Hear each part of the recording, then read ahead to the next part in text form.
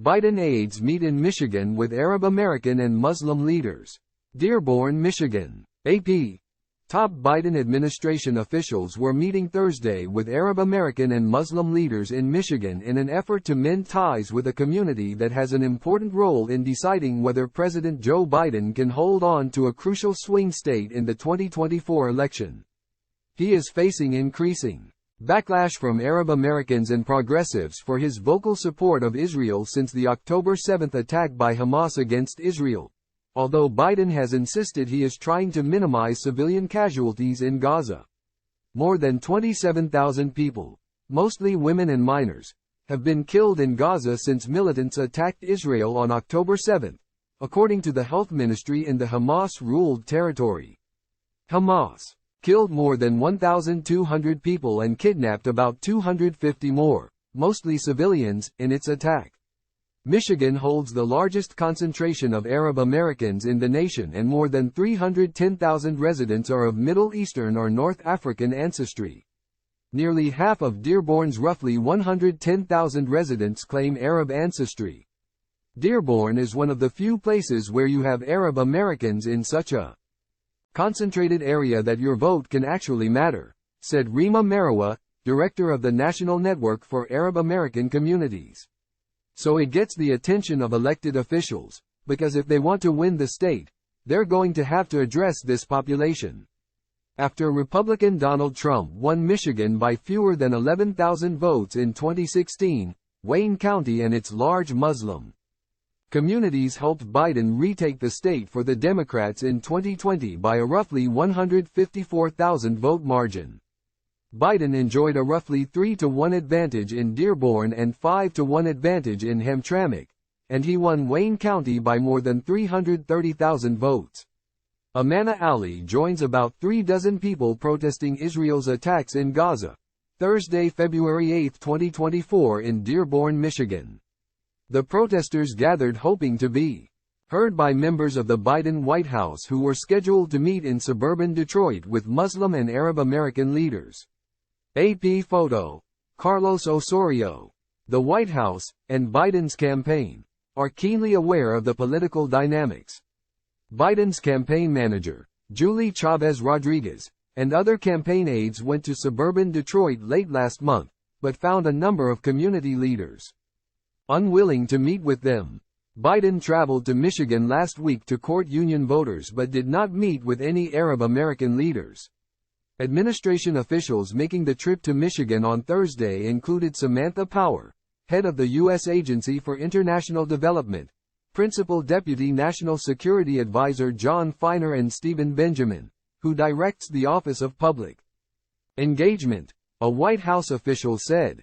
Among the Arab American and Muslim leaders they were meeting were state reps Alabaz Farhad and Abraham Ayyash, Dearborn Mayor Abdullah Hammoud, Deputy Wayne County Executive Asad I. Turfi, and Arab American news publisher Osama Siblani. Farhad, Ayyash, Hammoud and Turfi are among more than 30 elected officials in Michigan who have signed on to a Listen to Michigan campaign and pledged to vote uncommitted in the state's February 27 presidential primary. Imran Salha, imam of the Islamic Center of Detroit, told reporters before a protest Thursday in Dearborn that he is calling for all people of conscience to vote uncommitted in the state's upcoming primary. We're going to have the conversation at the ballot, Salha said. The main thing, it's about the bombs. While people are talking, bombs are falling. The only way for us to converse is to add pressure.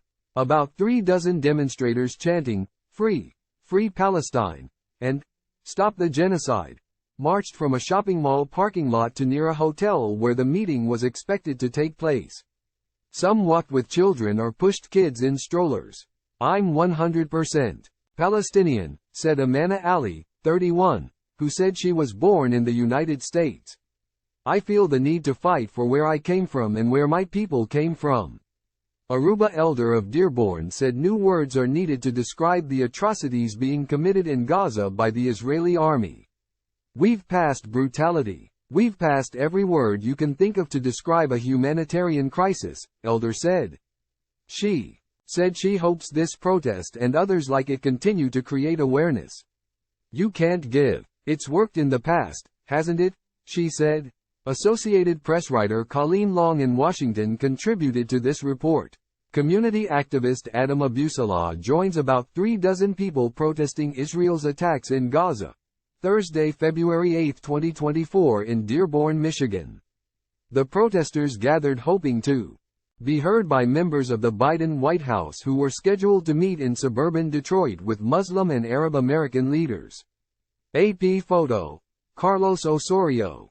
Imran Salha, Center, Imam of the Islamic Center of Detroit, and Lexis Zidane, left, addressed the media before joining about 36 people protesting Israel's attacks in Gaza, Thursday, February 8, 2024 in Dearborn, Michigan. The protesters gathered hoping to be heard by members of the Biden White House who were scheduled to meet in suburban Detroit with Muslim and Arab American leaders. AP photo. Carlos Osorio. Lexis Zidane yells chants to about 36 people protesting Israel's attacks in Gaza, Thursday, February 8, 2024 in Dearborn, Michigan.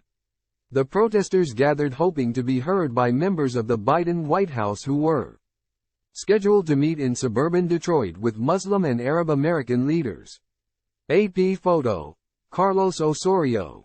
About 36 people protesting Israel's attacks in Gaza gather, Thursday, February 8, 2024 in Dearborn, Michigan. The protesters gathered hoping to be heard by members of the Biden White House who were scheduled to meet in suburban Detroit with Muslim and Arab American leaders.